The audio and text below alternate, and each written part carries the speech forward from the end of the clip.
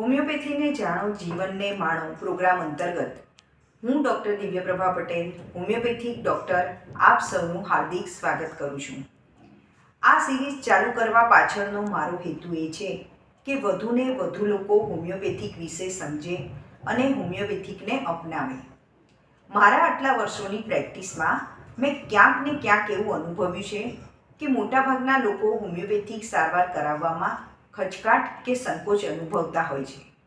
ઘણા તો ડરી ગયેલા છે કે ઊંટ કાઢતા બકરું પેસી ન જાય. ઘણા તો માને છે કે હોમિયોપેથિક એક પ્લેસિબો ઇફેક્ટ છે, હોમિયોપેથિક બહુ સ્લો છે, વગેરે વગેરે. તો મિત્રો, આજે આપણે બહુચર્ચિત ટિપ્પણી હોમિયોપેથિક બહુ સ્લો છે એના વિશે થોડી ચર્ચા કરીશું. ડૉક્ટર સેમ્યુઅલ હેનીમન, કે જેમણે હોમિયોપેથિકની શોધ કરી હતી, એમણે હોમિયોપેથિક દવાઓને ડાયનેમિક દવાઓ એવું નામ આપ્યું હતું. અહીં ડાયનેમિક મતલબ ગતિશીલ, ક્રિયાશીલ દવાઓ કે જેની અંદર એક અલગ જ ઉર્જા સંચય થયેલી છે, જેને આપણે જોઈ નથી શકતા પણ અનુભવી ચોક્કસ શકીએ છીએ.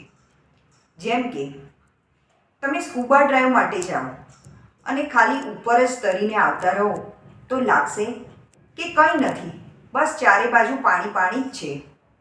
પણ તમે દરિયામાં ઊંડે જશો, ડૂબકી ઊંડી લગાવશો તો જ દરિયાઈ સૃષ્ટિનો અનુભવ લઈ શકશો.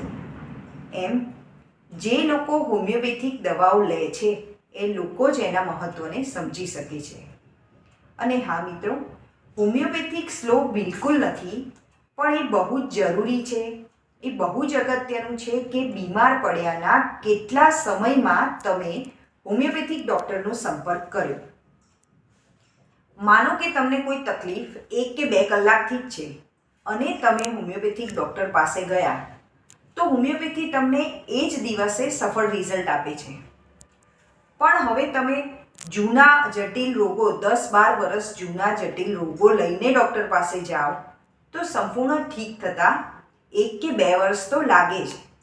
અને મિત્રો, કહેવાય છે ને કે જે જેટલું ઝડપથી આવે એ એટલું જ ઝડપથી જાય. તો બસ છેલ્લે એટલું ચોક્કસ કહીશ કે કોઈ પણ નાની મોટી બીમારી કે તકલીફની શરૂઆતમાં જ જો હોમિયોપેથિક સારવાર લેવામાં આવે તો હોમિયોપેથી ખૂબ જ સકારાત્મક, સફળ અને જલ્દી રિઝલ્ટ આપે છે. તો બસ મિત્રો, આજે આટલું જ. ફરી એક નવી ચર્ચા સાથે મળીશું. ધન્યવાદ.